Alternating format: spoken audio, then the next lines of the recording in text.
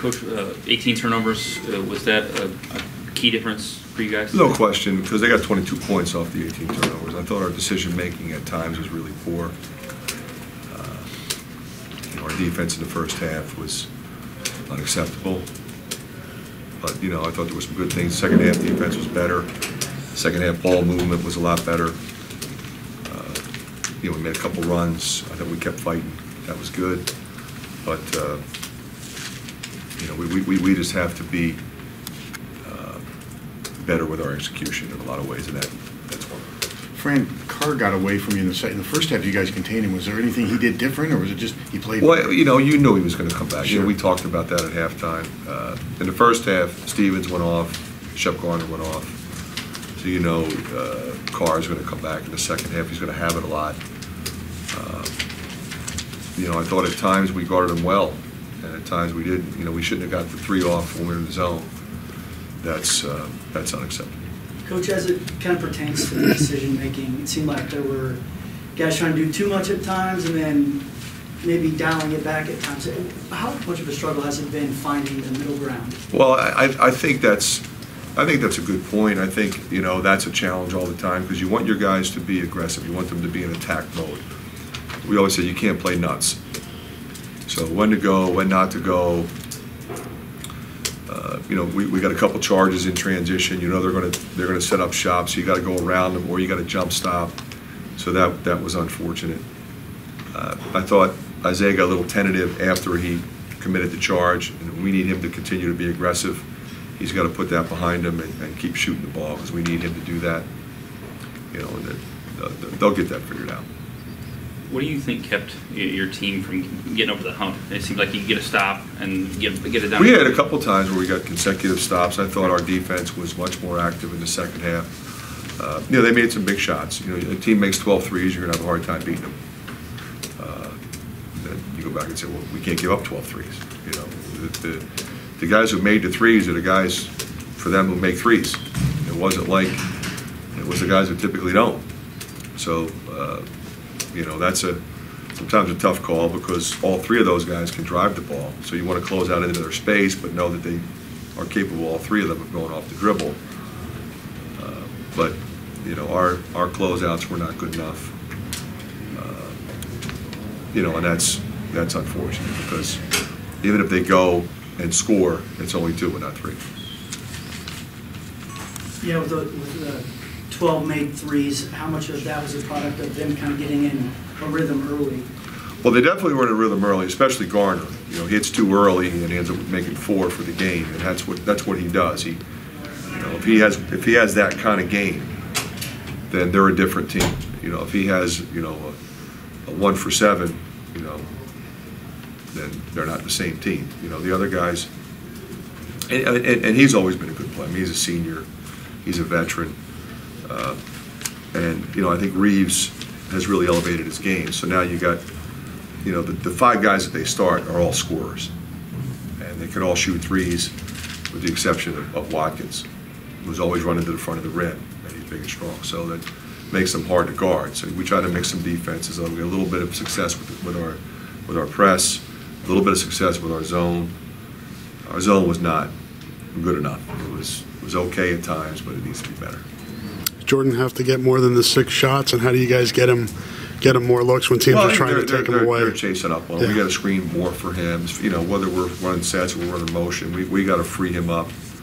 No question about that. He's got to get more shots. I mean, we're a team that is bigger, so we typically want to throw it in. And Cordell's going to get shots. Tyler's going to get shots. Luka, Ryan, and we're going to post Jack some. But J-Bo's going to get more than 6 shots. Without having that kind of do-it-all point guard who can just everybody feeds off of, how much of a premium is ball movement, and where do you think that is right now? Well, like I said, it was better in the second half. It was non-existent in the first half. It was all throw at the TC and he goes to work, and that's not a motion offense. That's not ball movement. That's not screening and cutting and getting people open. He was really good, and that's great, but we've got to be able to play off of that and have others, do some things. Now, our three-point shooting was not good. We had some open threes that didn't go. I didn't really think the three-point shooting would be a problem for this team. I think we have good three-point shooters. We just didn't make them today. 8 games in, you have 4 losses. What is your biggest concern right now? Consistency. We're really good at times, and we're really not very good at times at both ends. So our offense looks really good at times, but we have 18 turns, and we make 4 threes. Our defense is really good at times, but they scored 11. It was 11-2 to start the game. You can't get that 11-2 at home to start the game. We were not aggressive enough. We were not connected together, and so I think the word is consistency. We're really good at certain things, and we're not good at all at others. Have you dealt with that? I mean, as a coach before, how do you I think coach that? To be honest with you, that's typical of most teams. You're always trying to get your team to be more consistent and to be more efficient and better in various areas. The disappointing thing I think with this group is, we had guys. Most of those guys have done that. They have been consistent. They have been connected, and they're not right now. So we got to do a better job coaching them up. What went into the decision to start Nicholas, and did you get what you wanted out of him? I just felt like, when he came back, the way he's practiced, he's been really good. And he didn't shoot it well today, but I thought he's a special player. He helps you in so many different ways. Like the play when it looked like they were going to go up 9 or whatever, runs the ball all the way down and gets the rebound, and we end up with a dunk at the other end. And those kinds of plays are just so valuable to a team. Veteran guy, it gives you another stretch player that can, if we're going to throw the ball inside, then we've got to have some guys that can make threes, and you put him and Isaiah and Jabo out there that can typically give our big guys some space. Fran, Take 2 more questions. With you guys being at 4-4, do you take the hug approach or maybe the boot? A little bit of both. A little bit of both. I think you have to be honest. I think you have to challenge them, but I don't think you can beat them up, and I definitely don't think you can point fingers. You start playing the blame game, and then don't take any responsibility for yourself. That's me. Then I think you lose the locker room. So I love these guys. They'll get it.